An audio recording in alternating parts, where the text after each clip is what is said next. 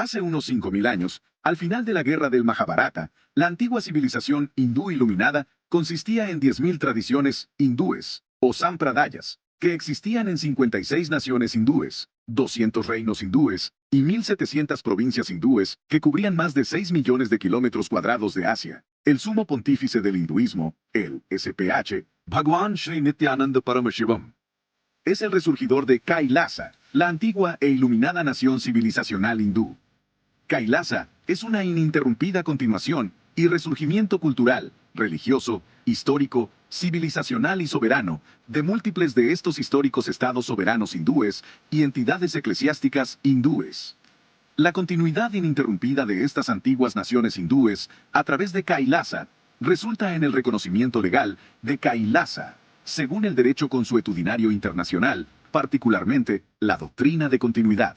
En el derecho internacional, la doctrina de la continuidad implica que las agitaciones y revoluciones dentro de un país, los cambios de gobierno, los ajustes territoriales, las medidas adoptadas durante la ocupación militar u otras transformaciones internas no niegan la existencia del país, no afectan a la personalidad jurídica ni a las obligaciones internacionales del país o Estado. La Convención de Viena sobre la sucesión de Estados en materia de tratados, de 1978, aborda el principio de la doctrina de la continuidad al definir el derecho internacional en situaciones de sucesión o continuación de estados. El derecho internacional reconoce la personalidad jurídica de un estado al reconocer su identidad. Esta perspectiva se extiende incluso durante el periodo en que el estado o país en cuestión es anexado u ocupado por una potencia extranjera. Incluso en tales casos, se considera que la personalidad jurídica del estado persiste, lo que permite su posterior restablecimiento. Ejemplos históricos que se remontan al siglo XVIII incluyen casos como los de Portugal y Génova, que fueron restablecidos tras el Congreso de Viena de 1815.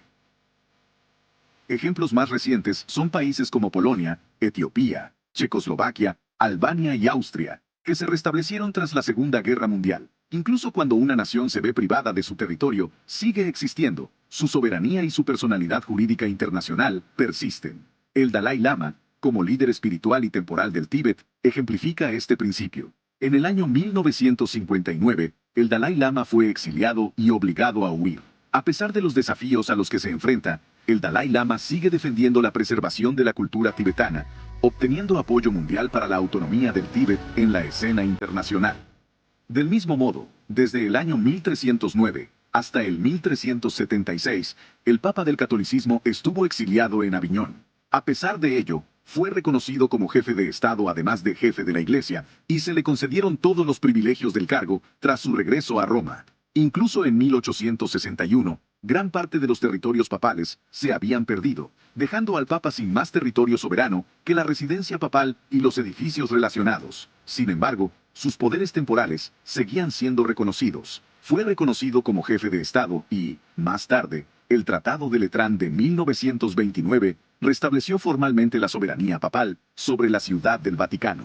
La Soberana Orden de Malta ejemplifica aún más este principio, conservando el reconocimiento internacional como entidad soberana a pesar de la pérdida permanente de su territorio, tras la invasión de Napoleón en junio de 1798. A pesar de dicha pérdida permanente de territorio, la soberanía y la personalidad jurídica internacional de la Soberana Orden de Malta siguen persistiendo. Mucho más tarde, en 1894, la orden se estableció en Roma y adquirió dos propiedades, el Palacio Magistral y la Villa Magistral, que recibieron estatus extraterritorial. En la actualidad, la orden mantiene relaciones diplomáticas con 112 países. Emite sus propios pasaportes diplomáticos, moneda, sellos y matrículas de vehículos, y ha obtenido el estatus de observador en las Naciones Unidas.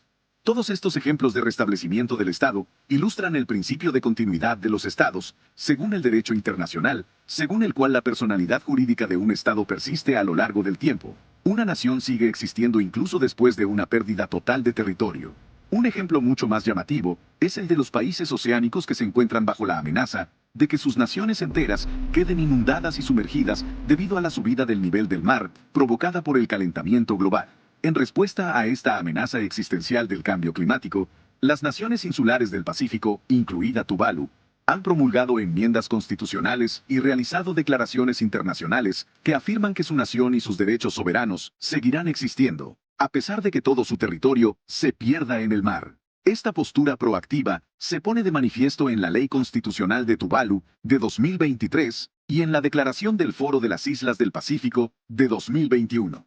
El sumo pontífice del hinduismo, Bhagwan Sri Nityananda Paramashivam, a través de la línea de sucesión, es el actual 203 emperador del reino soberano hindú de Surangi Samrakya. Fue coronado el 31 de diciembre de 2004 a la edad de 26 años. Por los mismos principios de la doctrina de la continuidad, a través de la cual se ha reconocido la personalidad jurídica internacional de Portugal, Génova, Polonia, Etiopía, Checoslovaquia, Albania, Austria, Vaticano, Tíbet y la soberana Orden de Malta, entre otras naciones, a pesar de haber sufrido un periodo de exilio, anexión, ocupación por una potencia extranjera o a pesar de la pérdida de territorio, Bhagwan Sri Nityananda Paramashivam, a través de hechos legales e históricos bien establecidos sobre el Estado soberano hindú de Surangi Samrakya, deriva todos los derechos y poderes soberanos del linaje real de Surangi Samrakyam, como su 203º emperador soberano, de su herencia y continuación de la sucesión ininterrumpida del reino de Suryavamsha, Surangi Samrakyam Sarvanyapita. El Suryavamsa Surangi Samrakyam, a través de la unificación con otros 20 estados hindúes soberanos y entidades eclesiásticas soberanas, históricas, se volvió parte de los Estados Unidos de Kailasa, y así se convirtió en un estado jurídico soberano e independiente, con el SPH Nityananda Paramashivam como soberano.